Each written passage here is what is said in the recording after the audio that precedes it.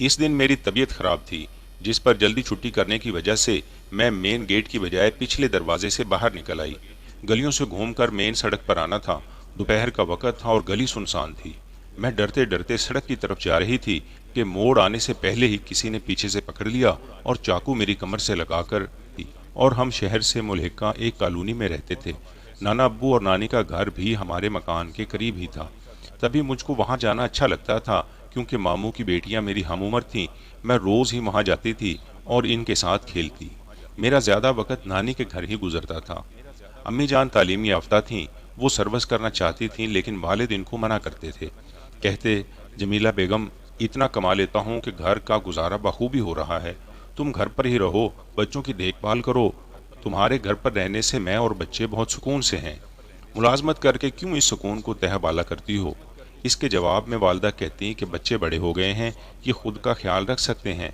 पास मेरी माँ का घर है, स्कूल से आकर वहाँ चले जाते हैं। मेरी वालदा इनका ख्याल रखती हैं। ऐसे में अगर मुलाजमत करके कुछ रुपया जोड़ लूँ तो ये हमारे बच्चों ही के काम आएगा। सोचो मेरी तालीम का क्या फ़ायदा अगर मैं मुलाजमत करके घर को फ़ायदा ना पहुँचाऊँ। अब्बू वालदा से कहते, तुम्हारी बात ठीक है, लेकिन ये तो सोचो कि ज़्यादा फ़ायदा तुम्हारे चंद रुपए से है या घर में रहकर बच्चों को सुख पहुँचाने में है। रुपया फिर कमा लेना, अभी हमारे बच्चे इतने बड़े नहीं हुए। तुम्हारी मुसलसल और रोज़ाना घर में गैर मौजूदगी से ये गैर महफूज और तितर बितर हो जाएंगे। नहीं होगा ऐसा कुछ। सारी दुनिया की औरतें नौकरियां करती हैं और घर बार को भी देखती हैं। मैं सर्विस कर लूंगी तो ऐसा क्या बुरा हो जाएगा? आपके जहन में जाने क्यों इस कदर मनफी सोचें आती हैं? मोअज़्ज़ज़ सामीन, आप ये कहानी आपके अपने चैनल गुड स्टोरी पर सुन रहे हैं, जिसे सब्सक्राइब करके अपने और हमारे इस साथ को और मजबूत बनाएं। ये कहानी बहुत सबक आमोज है, जिसमें आगे सुनिए कि जमीला की मुलाजमत क्या गुल खिलाएगी। गर्ज बहुत दिनों से इसरार के बाद अम्मी ने अब्बू से मुलाजमत करने की इजाज़त हासिल कर ही ली और खुशकिस्मती से इनको बहुत जल्द मुलाजमत मिल भी गई। अब वो सुबह सादक को उठ जाती, नमाज पढ़ने के बाद नाश्ता और साथ ही दोपहर का खाना भी तैयार कर लेती। हमें नाश्ता करवाकर स्कूल रवाना करती। इसके बाद खुद तैयार होती। वालिद साहब भी दफ्तर के लिए तैयार हो जाते।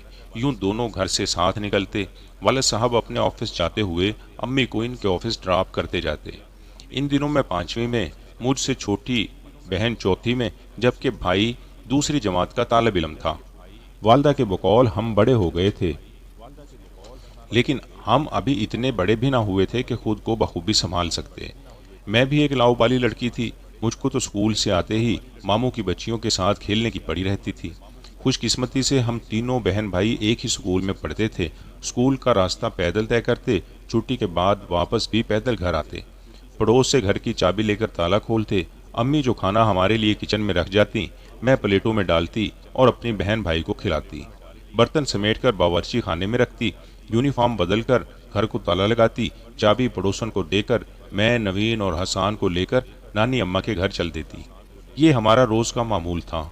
हम सिर्फ छुट्टी के दिन अपने घर रहते, क्योंकि इस रोज़ हमारे वालिदैन की भी ऑफिस से छुट्टी होती थी।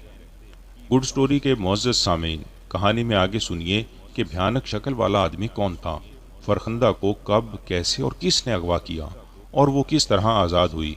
अपने बच्चों की हिफाजत के लिए कहानी आखिर तक ज़रूर सुनिए। अम्मी सर्विस मिल जाने से खुश थीं और हम यूं खुश थे कि आज़ादी मिली हुई थी और नानी अम्मा के घर जाने और वहाँ ज़्यादा वक़्त खेल कूद में गुजारने को मिलता था। जल्द ही नानी ने ये एहसास किया कि इस तरह बच्चे तमाम वक़्त खेल में मगन रहते हैं, पढ़ाई लिखाई में ध्यान नहीं दे पाते। उन्होंने अम्मी से कहा कि शाम के 6 बजे बच्चों को लेके जाती हो, इनका तो सारा वक़्त खेल कूद में गुजरता है। ये ना तो सिपारा पढ़ पाते हैं और ना स्कूल का काम करने को इनके पास वक़्त बचता है। हमारे घर से कुछ फासले पर एकेडमी है, जहाँ दरसे कलाम पाक भी देते हैं और स्कूल का काम भी बच्चों को कराया जाता है। क्यों ना इनको मैं वहाँ दाखिल करा दूँ? अम्मी बोली, हसान तो अभी छोटा है, नवीन इसको संभालती है। वो एकेडमी गई तो हसान आपको तंग करेगा। अलबत्ता फरखंदा को आप वहाँ दाखिल करा सकती हैं। यूं नानी अम्मा ने मुझे बच्चों की एकेडमी में दाखिल करा दिया। अम्मी अब्बू दफ्तर से थके आते, घर आकर कुछ देर आराम करते और शाम को मेरी माँ नानी के घर से हमको ले जाती। यूं हम सुबह का थोड़ा सा वक़्त और शाम के चंद घंटे ही माँ बाप के पास गुजारते थे। जब मैं एकेडमी से दरस लेकर लौटती تو گلی کی بچیوں کے ساتھ کھیل میں مشغول ہو جاتی، کیونکہ جانتی تھی کہ امی دیر سے لینے آئیں گی۔ جس گلی میں ہم کھیلتے تھے وہاں ماموں کے دوست اکبر کی دکان تھی۔ بچوں کے کھانے پینے کی چیزیں مثلاً ٹافیاں، بسکٹ، میٹھی گولیاں، گچک وغیرہ یہاں ملتی تھی۔ ماموں نے اکبر سے کہہ رکھا تھا کہ میری بھانجی فرخندہ اگر بسکٹ ٹافیاں وغیرہ لینے آئے تو دے دیا کرو اور حساب لکھ لیا کرو، میں پیسے ادا کر دیا کروں گا۔ اکبر کے سامنے والی گلی میں ہی ہم کھیلتے تھے اور وہ ہمارا خیال بھی رکھتے تھے، ہم کو دور جانے سے منع کرتے تھے۔ جہاں ہم کھیلتے اس گلی کے اختتام پر آگے ایک میدان تھا جس میں جھاڑیاں اگی ہوئی تھیں۔ اس جگہ کے متعلق بہت سی باتیں مشہور تھیں۔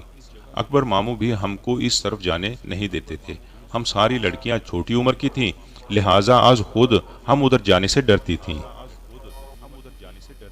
ایک روز جب ساری لڑکیاں کھیل کر اپنے گھروں کو چلی گئیں تو میں بھی جانے کو ہوئی۔ شام کا وقت تھا، میں اکیلی رہ گئی تھی۔ اچانک میری نظر جھاڑیوں کی طرف اٹھی جہاں مجھے ایک بہت بھیانک شکل والا آدمی نظر آیا۔ اس نے میری طرف ایسے اشارہ کیا جیسے اپنی طرف بلا رہا ہو۔ میں ڈر گئی، فوراً بھاگ کر اکبر ماموں کی دکان کے تھڑے پر چڑھ گئی۔ وہ بولے، گڑیا کیا ہوا؟ چونکہ میں گھبرائی ہوئی تھی، میں نے اس کی طرف اشارہ کیا تو وہ آدمی وہاں سے فوراً چلا گیا۔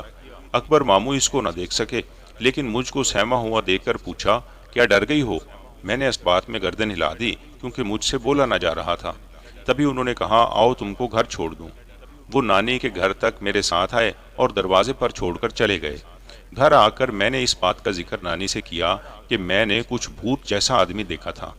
وہ بولی، بھوت سے مت ڈرا کر، بھوت آبادی میں نہیں رہتے، البتہ ویرانے میں مت جانا، تبھی تو منع کرتی ہوں کہ دیر تک لڑکیوں کے ساتھ مت کھیلا کرو اور جلدی سے گھر کو آ جایا کرو۔ نانی تو اس بات کو بھول بھال گئیں، لیکن میں نہ بھلا سکی۔ اس آدمی کی شکل سے جو خوف محسوس کیا، اس خوف کو نہ بھلا سکی تھی۔ یہ ڈر تو میرے دل میں بیٹھ گیا تھا۔ ہماری اکیڈمی یا اس کو مدرسہ کہہ لیں، اس کا وقت ظہر سے عصر تک تھا۔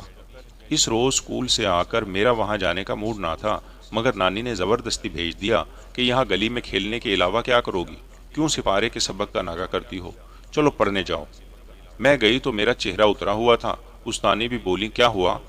ٹھیک ہو؟ طبیعت خراب ہے کیا؟ میں نے جواب دیا، جی۔ اچھا تو آج تم جلدی گھر چلی جاؤ، لیکن سامنے والے دروازے سے نہیں، ورنہ ہیڈ ٹیچر ناراض ہوگی۔ میں تم کو پچھلے دروازے تک پہنچا دیتی ہوں، تم ادھر سے چلی جاؤ۔ انہوں نے از راہ ہمدردی مجھے جلدی چھٹی دے دی تھی، ورنہ جلدی چھٹی دینے کی اجازت نہ تھی۔ میں جب پچھلے دروازے سے نکلی، راستہ کچھ ویران سا تھا۔ مجھے ڈر بھی محسوس ہوا کیونکہ ہم ہمیشہ بڑے مرکزی دروازے سے باہر آتے جاتے تھے جو مین سڑک کے سامنے کھلتا تھا، اور یہ عقبی دروازہ پچھلی گلی میں کھلتا تھا۔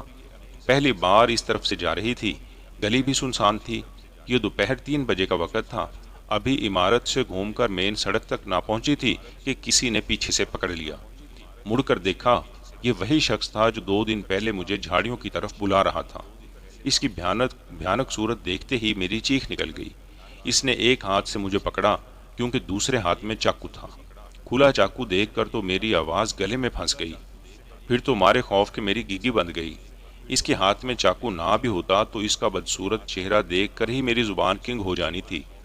وہ چاقو میری کمر پر رکھ کر مجھے آگے کی طرف دھکیل رہا تھا، بار بار کہتا، خبردار، آواز نکالی تو چاقو کمر میں اتار دوں گا۔ وہ اسی طرح مجھے سڑک تک لایا جہاں ایک ویگن کھڑی تھی۔ اس میں 2 آدمی بیٹھے ہوئے تھے، ایک تو ڈرائیور تھا، دوسرا موٹا سا آدمی اس کے ساتھ براجمان تھا۔ ہم کو دیکھتے ہی وہ وین سے اتر آیا اور آتے ہی اس بد شکل آدمی کو اشارہ کیا، تبھی انہوں نے مجھے اٹھا کر سوزوکی وین میں ڈال دیا۔ موٹے آدمی نے کہا، لالے کیا اسے باندھ دیں؟ بد شکل بولا، نہیں، انجیکشن لگا دیتے ہیں۔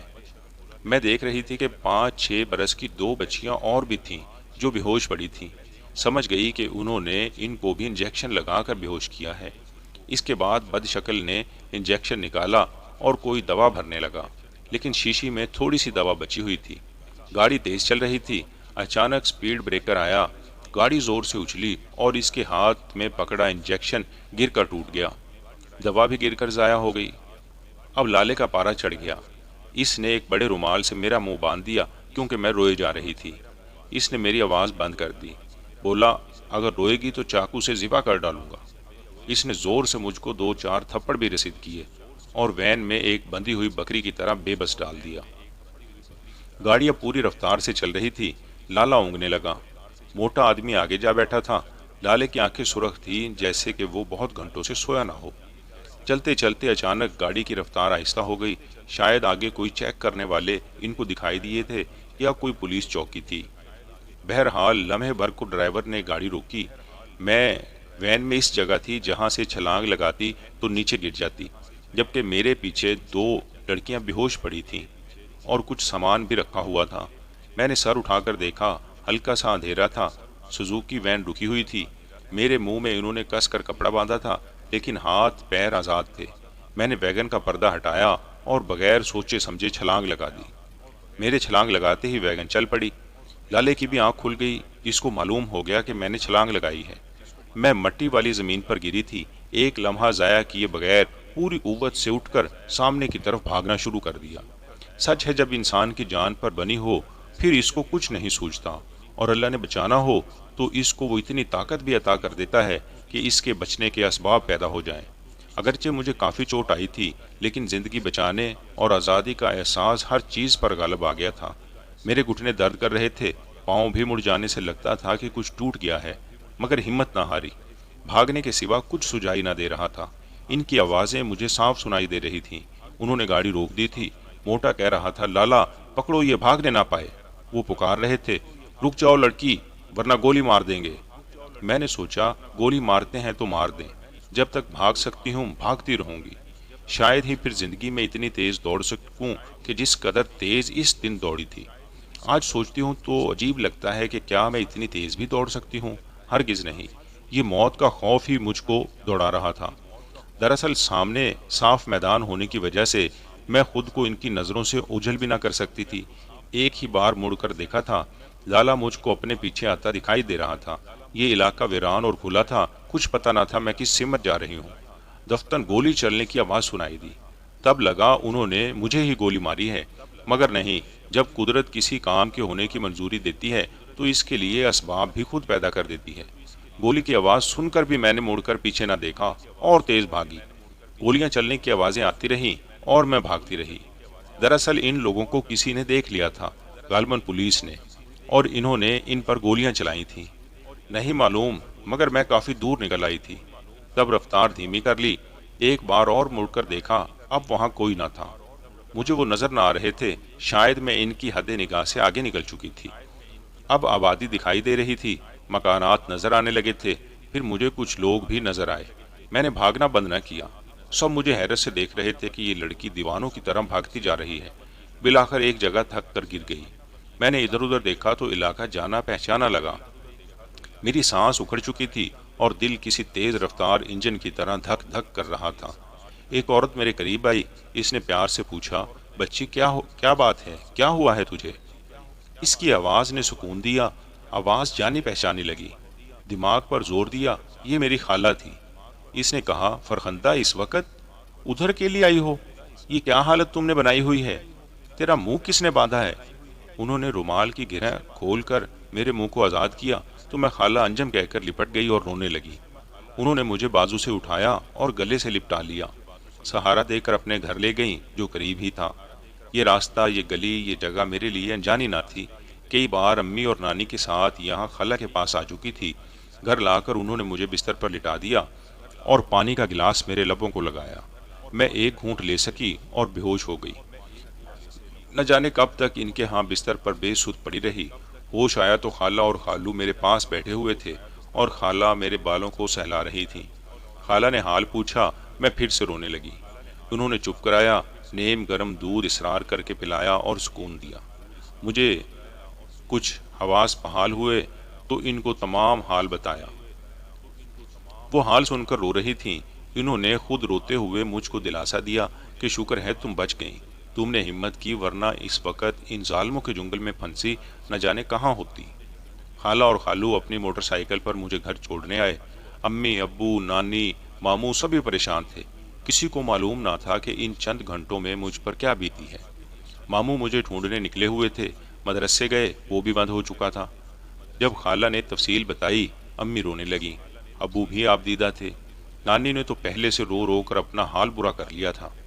اب والد کو موقع ملا، امی سے کہا، میں اسی لیے منع کرتا تھا کہ ابھی بچے نادان ہیں، نوکری کچھ عرصے بعد کر لینا، मगर तुमको तो पैसे का लालच पड़ा हुआ था, हालांकि घर में अल्लाह का दिया सभी कुछ है। नानी ने भी कहा, जमीला तुमने बच्चों की जिम्मेदारी मुझ पर डाल दी है, हालांकि मेरी उम्र ऐसी नहीं कि मैं ये जिम्मेदारियां निभा सकूं। इस नौकरी के चक्कर में तुम किसी न किसी रोज इन बच्चों का नुकसान करोगी। ये तो खुदा का शुक्र है कि बच्ची ने हिम्मत की और ये किसी न किसी तरह हम तक पहुंच गई। अगर वो लोग ले ही जाते तब हम क्या करते? सोचो तो जरा, इस बच्ची का न जाने क्या हशर होता। अम्मी तो यूं भी रो रही थी, मुझे गले से लगाकर खूब प्यार किया और आइंदा लापरवाही बरतने से तौबा कर ली। मामू और अब्बू थाने रिपोर्ट लिखवाने गए थे, इनको बताने कि बच्ची मिल गई है, लेकिन 2 बच्चियां और भी इनकी गाड़ी में थी। न जाने इन मासूम फूलों के साथ इन्होंने क्या बर्ताव किया होगा। इसके बाद तो अम्मी बहुत मोहतात हो गईं, मुलाजमत को खैरबाद कह दिया और 4 साल तक दोबारा नौकरी का ना सोचा, जब तक हम बाशऊर ना हो गए। वो अब भी हर मुलाजमत करने वाली माँ को नसीहत करती हैं कि अपने बच्चों से ज़रा सी भी गफलत ना करना। कहानी से ये सबक मिलता है कि बच्चों की तरबियत और इन पर हर तरह से निगाह रखना औरत की ज़्यादा जिम्मेदारी है, जबकि इस्लाम भी हमें इसी बात की हिदायत करता है। जबकि एक सबक ये भी है कि बच्चे अगर किसी चीज़ की निशानदेही करें तो इसे भी संजीदगी से लिया जाए, ताकि आने वाली परेशानी से बचा जा सके। जिस तरह फरखंदा ने अपनी नानी को इस बदशक्ल आदमी के बारे में बताया कि वो इशारे से इसे बुला रहा था, दूसरे ट्यूशन या स्कूल वालों को भी चाहिए कि वो वक़्त से पहले बच्चों को किसी के साथ रवाना करें और बहुत मोहतात रहें। गुड स्टोरी चैनल के सामीन और नाजरीन, अब तक की रिपोर्ट के मुताबिक हमारे और आपके इस चैनल गुड स्टोरी की कहानियों को बेहद पसंद किया जा रहा है।